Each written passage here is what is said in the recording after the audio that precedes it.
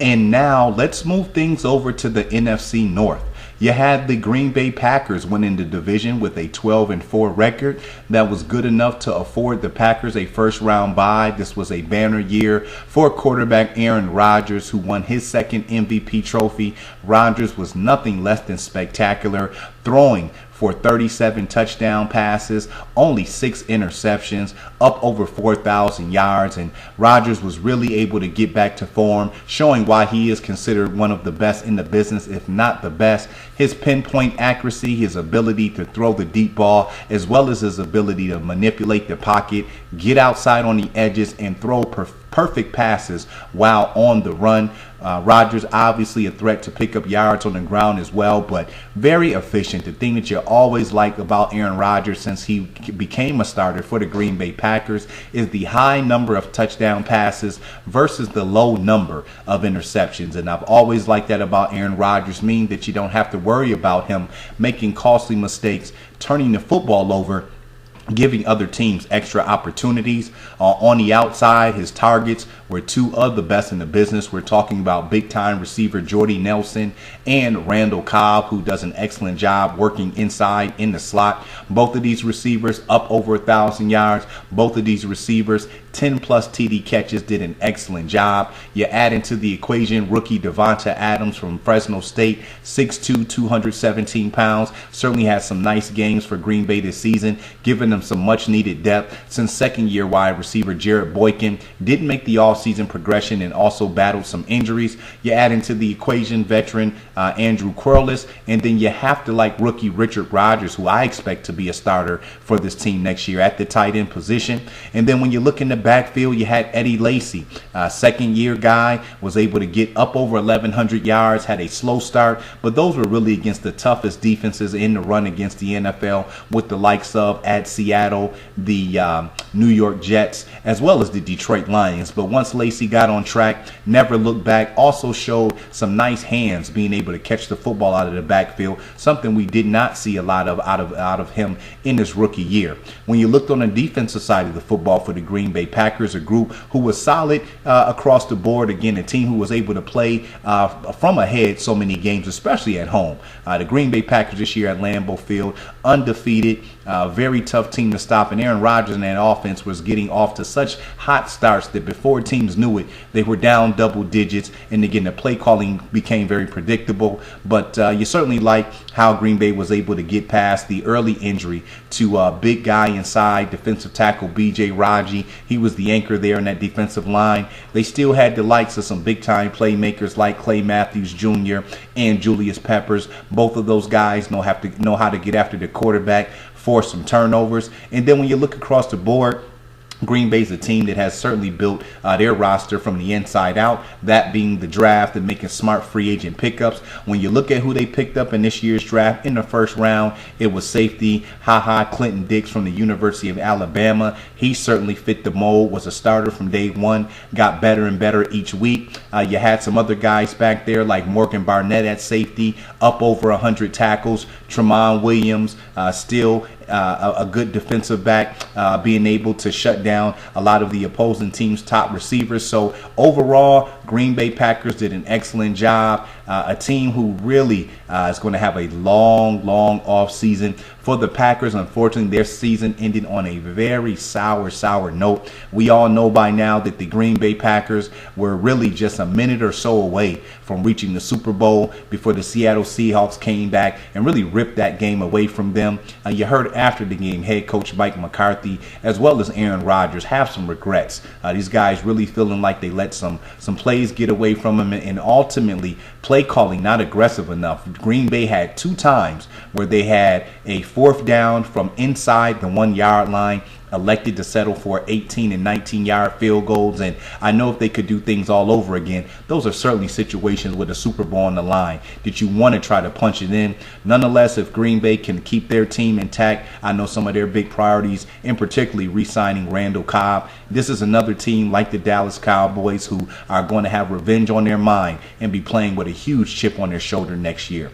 At 11-5, second in the division was the Detroit Lions. And for the Lions, certainly was a year that was marred by injuries on the offensive side of the football. And when you have a new offensive coordinator, in which Detroit had this year, injuries certainly are something that can really cause your team to not be able to push through at full throttle, especially when you're talking about your team's best player and wide receiver, Calvin Johnson. Johnson missed about 6 games with an ankle injury. You're also factoring in Reggie Bush was missing out of the lineup for the majority of the year. You also factor in the top 3 tight ends for Detroit, that being rookie Eric Ebron and veteran Brandon Pettigrew and second-year guy Joseph Fourier. All of those guys missed an extended time, and so that really hurt Matthew Stafford in that Lions offense, not able to kick things into high gear how we expected. The great thing for Detroit, they were able to go out and get free agent pickup Golden Tate, who won a Super Bowl with the Seattle Seahawks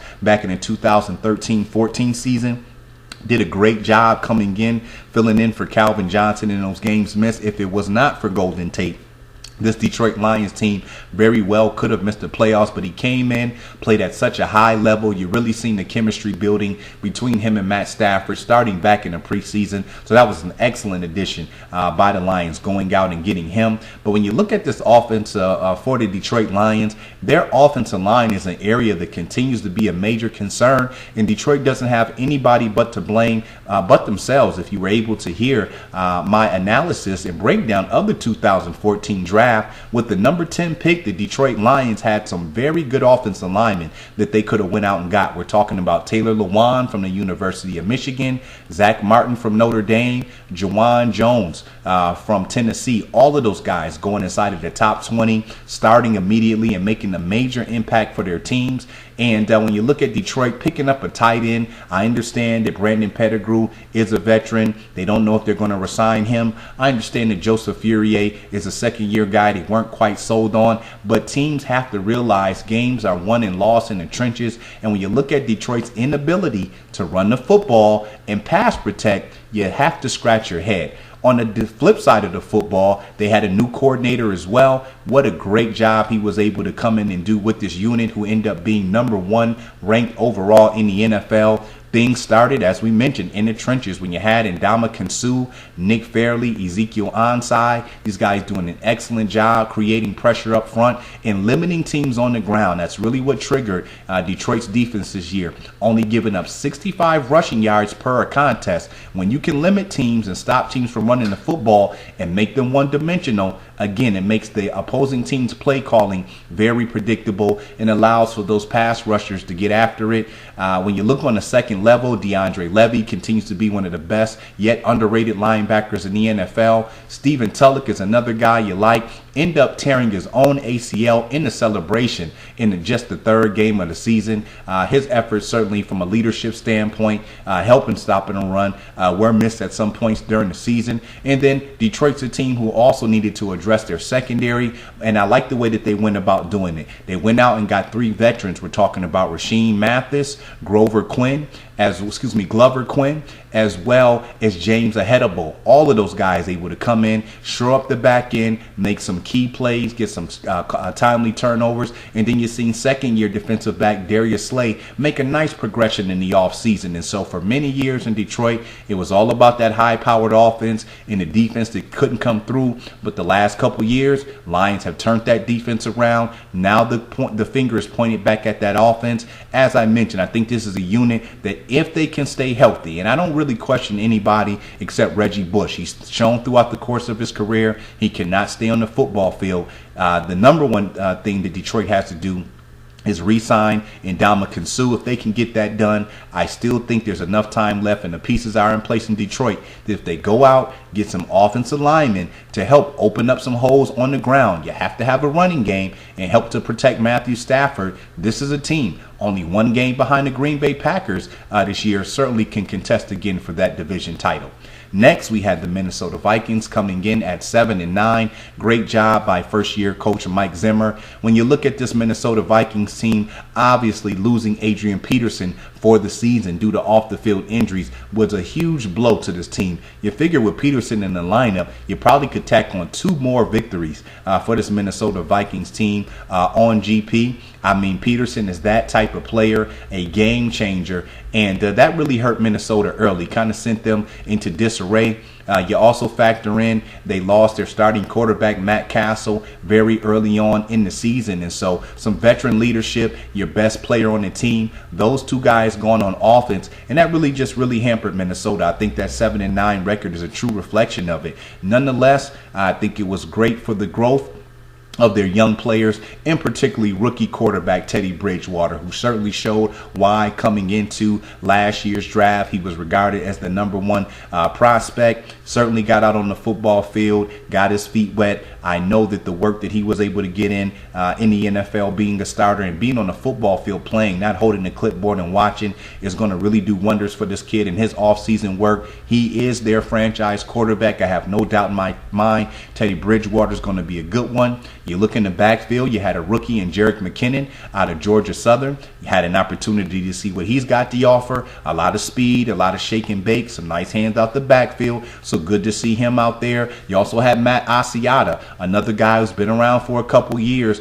but continues to show his value and worth, especially around the goal line area where he has a huge nose for getting that ball in the end zone. And when you looked at the wide receiver position, this is obviously the area where Minnesota is going to have to upgrade. Now, second year wide receiver Cordero Patterson, unable to live up to expectation coming into his second year after he really showed up big for Minnesota the last 4 games of the season. But as the season went on, had trouble running crispy routes, just wasn't the player. And so it's got to continue to mature. He's got to continue to get better. We certainly hope he can do that, because from a physical and athletic standpoint, this guy certainly has all of the tools. The Minnesota also lost their starting tight end, Kyle Rudolph, for a high majority of the season at 6'6". He's a big body weapon that Teddy Bridgewater certainly could have leaned on. You still had veteran Greg Jennings, but it was really the emergence of their young guys. We're talking about second-year player Jarius Wright and rookie Charles Johnson. Both of those guys showed flashes of being some productive receivers in the NFL. When you move to the defensive side of the football, this is where Mike Zimmer's bread and butter is. He was an outstanding defensive coordinator for the Cincinnati Bengals, had that defense ranked inside of the top 10 the past couple years, and he was really able to put his handprints all over this young defense this year. You're talking about they went out and drafted rookie Anthony Barr from UCLA. I think the kid's going to be a star. He certainly got that type of potential. You're talking about second-year defensive tackle Sharif Floyd from Florida, who certainly played much better than he did in his rookie year. You still had inside linebacker Brinkley. You had outside linebacker veteran Chad Greenway, who's been there for a very long time. And then the secondary, young but progressing along. We're talking about guys like Xavier Rhodes and Harris Barnes. And so this is a group that I really like. Minnesota's defense, very tough against the pass, ranked 7th, 19th against the run. I think this is a unit that's going to continue to get better. Again, that is Mike Zimmer's focus, getting that defense in order. Obviously, for Minnesota coming into this year, they have to figure out what they're going to do with Adrian Peterson. If they can get Peterson back, he's happy, he's motivated. That's going to do wonders for Teddy Bridgewater, because that running attack is going to flow, going to allow for Bridgewater to set up and play action and make it much easier for him to find his targets in the passing game. I like Minnesota's prospects, a lot of young talent on this team. I think they can if they can continue to put the right pieces in place, this certainly is a franchise that is building for a bright future. Rounding out your division, the Chicago Bears at 5-11. Very bad year for the Bears. It just did not happen for them. On paper, this was a Super Bowl contender. When you looked at all the pieces and weapons that they had on offense, you're talking about a good quarterback in Jay Cutler. You were talking about arguably the best wide receiver tandem in the NFL, in Alshon Jeffrey and Brandon Marshall. You had a running back who can do it all on the ground, receiving out of the backfield, and Matt Forte, and a very good tight end and Martellus Bennett. Unfortunately for the Bears, really their biggest problems were on the defensive side of the football. Despite what people may think, that unit could not stop anybody. And it's a lot of expectation for your offense to come out each and every week and score 30 points. And so that's really where the problems began and ended for the Bears. Yes, there were inconsistencies on offense. I look at head coach and offensive coordinator Mark Trestman, who's no longer there, not being dedicated as he needed to be to the run. Jay Cutler, a guy that, despite what people may think, he is who he is. Jay Cutler, in 5 out of 7 seasons he's been able to stay healthy, he's averaged 22 touchdowns and 17 interceptions. So for every good thing he's doing, you certainly have to live with those mistakes. Brandon Marshall, Alshon Jeffrey, certainly getting frustrated by that losing streak mounting up on Chicago. Those guys very competitive, but you have to keep your heads. I think the frustration started to leak over into the locker room. Matt Forte, still one of the best in the business, broke the all-time receiving record for a running back with 104 catches out of the backfield. Did have over 1,000 yards on the ground, but really not the focus needed there. Again, the Bears offense talented enough, but when you looked on the defensive side of the football, major disappointment from Jared Allen, free agent coming over from the Minnesota Vikings. Had a streak of 6 or 7 straight years of 10 plus sacks. Very bad year for him. Just kind of was MIA most of the year. Bears unable to get a pass rush, unable to stop the run.